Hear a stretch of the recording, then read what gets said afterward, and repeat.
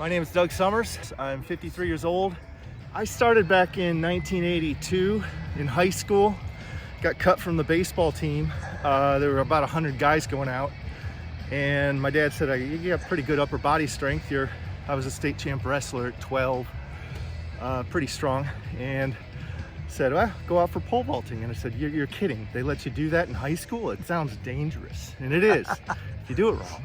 But it's the best sport in the world. I wouldn't trade it for anything. What I like about this sport is it's not competitive in a way that you want to defeat someone. When you have a team of pole vaulters, they're so giddy and happy and high that they're not after each other.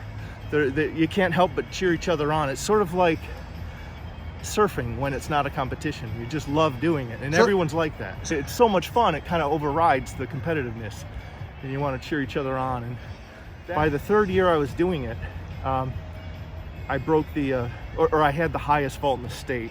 And over the PA, they said, this is the highest vault in the state. So I had 200 or 300 people just standing around watching, cheering me on. That never happens in your life. It was wind aided. It had some wind around my back. In the same situation was at Troy High School. Popped 14 feet 9, broke the high school record, highest vault in the state, and cheers from a crowd. So that's like the only time in my life I would ever have a whole crowd cheering with all the, So then the cool girls wanted to go out with you. Oh, of course. U of M track coaches came to one of the further meets down the road, and they were kind of scouting me or other track stars, and they came down and said, hey, we could get you into the University of Michigan, which is hard to get into. But I had already gotten in on my design portfolio. I was good at art too. And they came down in front of the girls and said, hey, Doug, we've been watching you. We can get you into University of Michigan. And I said, I'm already in. I'll see you next fall. And I'm already accepted. They are, you are? And I said, yeah, I don't want any strings attached. I might have to quit because I'm poor. I got to get a job. I know I have to make money. And a beautiful girl happened to be next to me too. And she was teasing me like a few months prior that I was going to U of M Dearborn, a satellite school. Must be a lot easier for the dumb kids to get into. And so after the coaches walked away, I turned to her and I said, look, and she was perfect 4.0 student, gorgeous too. I said, look, you only got into U of M once. I just got in twice. So yeah, pole vaulting, it can make you feel cool.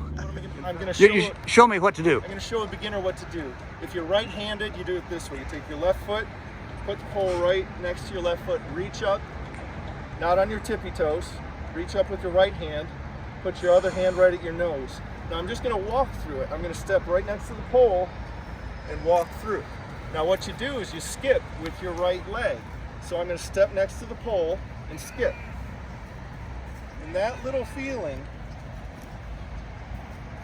of floatiness is your first lesson. Now he's reaching as high as he can. Now just drive with your right leg and skip. That's it. Now walk into it. You have to walk with your foot right next to the pole.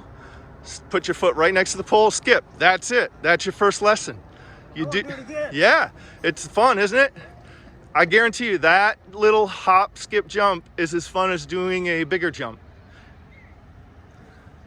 There you go. And when you work into it, when that gets boring after 1,000, hold an inch higher.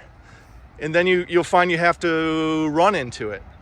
But and then you'll find you'll have to back your foot up a little bit because you have momentum. And then I'm going to come and see you for the second lesson. That's right.